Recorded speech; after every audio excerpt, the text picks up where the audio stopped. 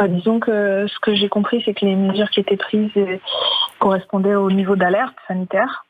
Et donc, on va voir comment ça se déploie. Il faut effectivement que les consignes soient strictement respectées, que le plus possible, les personnes restent confinées. Alors, je ne sais pas si c'est du confinement en tant que tel, parce que le président n'a pas dit les mots, mais ce qu'il décrivait semblait ressembler à du confinement en tant que tel.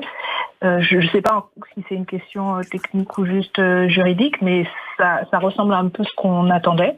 Mmh. Et puis surtout, je trouve que ce qui est important, ce sont les mesures qui sont annoncées. Il y en a un certain nombre qui correspondent à des choses que nous avons pu défendre à certains moments, par exemple le gel des loyers, ce genre de choses. Et donc, c'est important que maintenant le Parlement se réunisse sous une configuration ou une autre pour qu'on puisse voir en détail comment prendre les mesures qui permettront d'abord aux soignants et aux soignantes de faire correctement et de pouvoir faire correctement leur travail et se protéger d'abord, et puis pouvoir accueillir les personnes souffrantes, et puis les conséquences économiques. Donc je crois qu'on a du travail devant nous. Nous, en tout cas, nous travaillons à la France Insoumise à formuler des propositions qui iraient dans le sens de répondre à cette urgence sanitaire qui devient aussi une crise potentielle économique, et puis surtout à faire en sorte de protéger tout le monde. Dès les premiers jours, nous avons indiqué qu'il fallait suivre les consignes qui étaient données et qu'il faut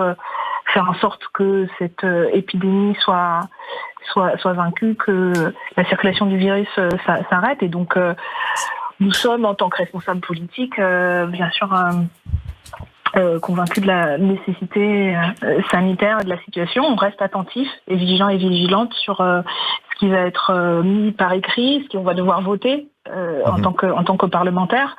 Et je pense que c'est important on explique clairement et que la prise de conscience se fasse. Mais je pense que on est dans une situation où il y a beaucoup d'informations, parfois et souvent contradictoires. Il y a eu beaucoup d'informations contradictoires pendant un moment.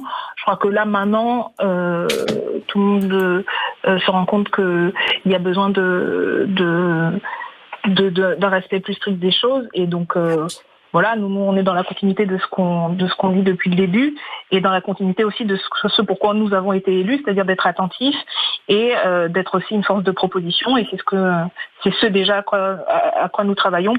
Il y a une crise économique qui va encore s'accentuer. Donc je pense que voilà, il faut que nous soyons en tous les cas attentifs à ça, que peut-être qu'on prenne conscience de la dimension essentielle de nos systèmes de protection sociale. Pareil pour la question de la réforme des retraites.